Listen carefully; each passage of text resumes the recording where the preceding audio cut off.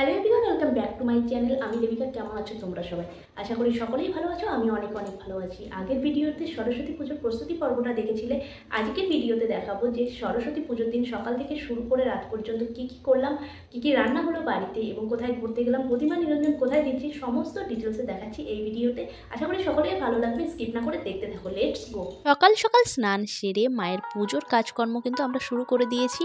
এদিকে আমার বর সম্পূর্ণ নিজের হাতে কিন্তু গোছ কাজ করছে, তার সঙ্গে স্টুডেন্টরা অবভিয়াসলি অনেকটা হেল্প করেছে, সেটা তোমরা ভিডিওতে দেখতে পাবে। আর এখানে একটা জিনিস, যে পুরোহিত মশাই হিসেবে কিন্তু আমার বরকেই তোমরা দেখতে চলেছো, সেই জন্য পুরোহিতের কোনো তাড়া আমাদের নেই, কারণ পুরোহিত মশাই নিজে হাতে সমস্তটা গোছ কাজ করছে। আর আমি যেহেতু ভোগের দিকটা দেখছিলাম, সেই জন্য ভোগের রান্নাটা আমিই করছিলাম।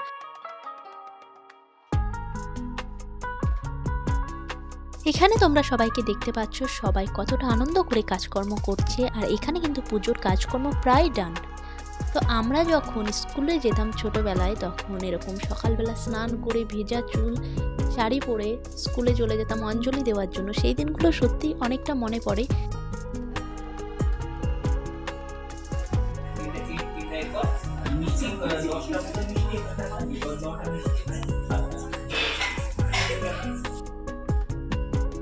এখানে কিন্তু সব কিছু গোছগাছ কমপ্লিট হয়ে গেছে। এখন পুজোতে বসবে আমার বর পুরোহিত মশাই হিসেবে। তো চলো পুজোটা দেখা যাক, তারপর আরও কিছু দেখাচ্ছি, কী কী রান্না করছি সমস্তটা দেখাচ্ছি।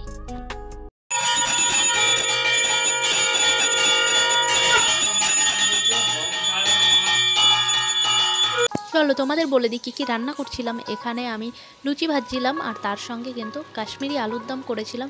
সম্পূর্ণ নিরামিষ কিন্তু রান্না করেছি। আর তার সঙ্গে গোবিন্দভোগ চালের খিচুড়ি ছিল।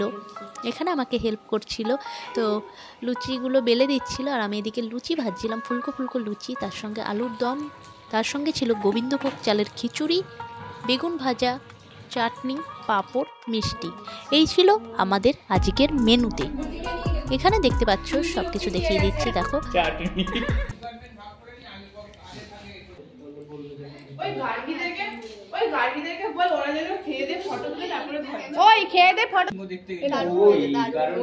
খাওয়া দাওয়ার পর্ব শেষ করে এদিকে আমি রেডি হয়ে গেছি। এখন আমরা বেরোবো ঠাকুর দেখার জন্য। আমরা এখন বাগনা স্টেশনে আছি। বাগনা স্টেশনটা তোমাদের ঘুরিয়ে দেখাই। এখন যাবো মেচেদা। আমাদের ট্রেন কিন্তু চলে এসছে, আমরা ট্রেনে উঠে পড়েছি। চলো মেচেদা গিয়ে দেখা হচ্ছে, কি কি করছি, কি কি ঠাকুর দেখছি, চলো।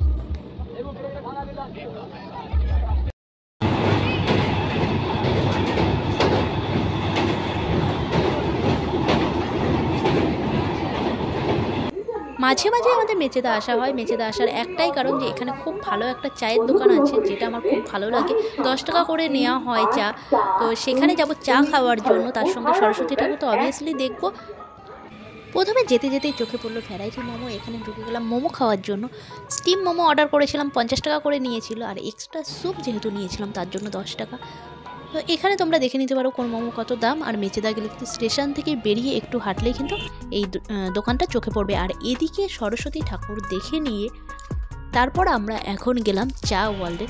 চা ওয়ার্ল্ডে চা খেতে যতবারই এসছি আমরা কিন্তু বাইরে দাঁড়িয়ে চা খেয়ে গেছি। সেই জন্য আজকে ভাবলাম অনেকটা আগ্রহ নিয়ে যে চা ওয়ার্ল্ডের ভিতরে আমরা ঢুকবো, যে ভিতরে কি আছে।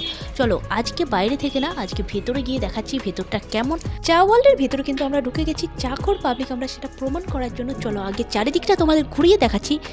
চারিদিকের অ্যাম্বিয়েন্সটা সত্যিই অপূর্ব ছিল। আগে দেখে নাও, তারপরে বলছি।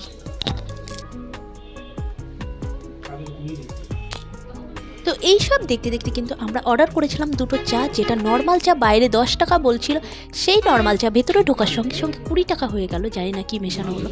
তারপরে যেটা মালাই চা অর্ডার করেছিলাম 15 টাকা, সেটা বললো 30 টাকা, এখানে লেখা আছে। তো কিছু করার নেই, সেই জন্য আর বেরিয়েও তো আসতে পারছি না, যে বাইরে দাঁড়িয়ে খেলে আমাদের 10 টাকা কমে যাবে, সেটা আর বলার কিছু নেই। তো সেই জন্য আমার বরের রিয়াকশানটা দেখো, 10 টাকার চা যখন 20 টাকা দিয়ে খেতে হয়।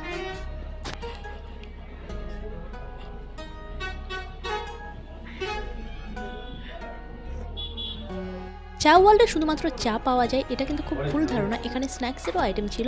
তো এখানে তোমরা দেখে নিতে পারো কোনটার কত দাম, এখানে ভিডিওটা স্টপ করে তোমরা দেখে নিতে পারো।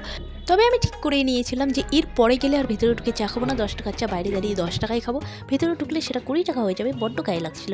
তো কিছু করার নেই, এখানে অনেকে কিপ্টেও বলতে পারে, তবে যাই বলো কিপ্টে বলো আর যাই বলো এই 10-5 টাকা কিন্তু অবশ্যই সবারই গায়ে লাগে, কিছু করার নেই। এখান থেকে বেরিয়ে গেলাম আরও কয়েকটা ঠাকুর দেখার জন্য, এখানে আরও কয়েকটা ঠাকুর দেখে এবার বাড়ি ফিরতে হবে।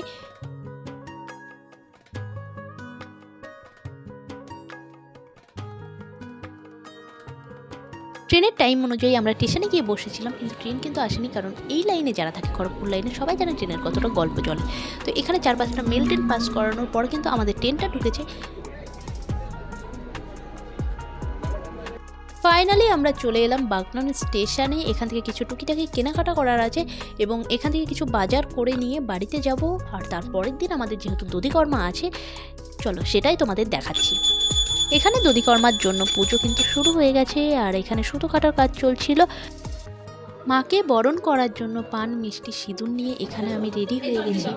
সবথেকে খারাপ লাগার মুহূর্ত এটা যে মাকে বরণ করে মাকে বিসর্জন দিতে হয়, আবার একটা বছরের জন্য আমাদের অপেক্ষা করে থাকতে হবে।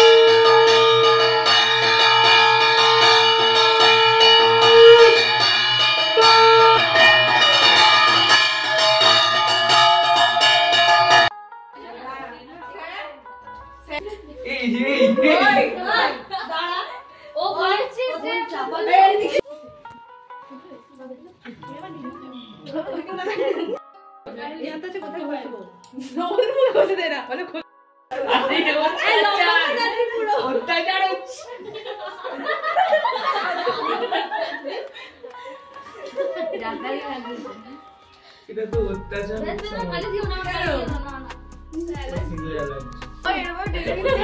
আর এটা কেউ একটা নিয়ে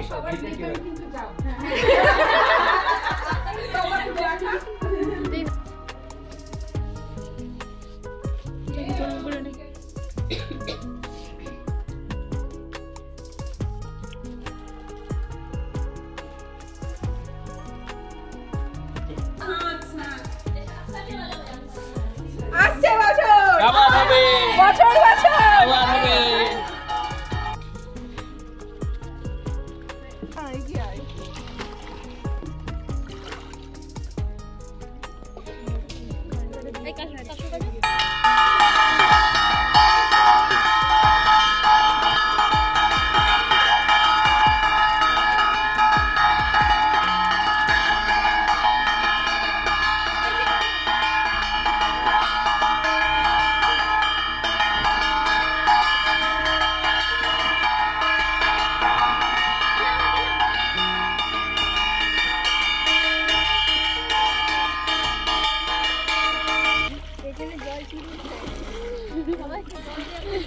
এবার উঠে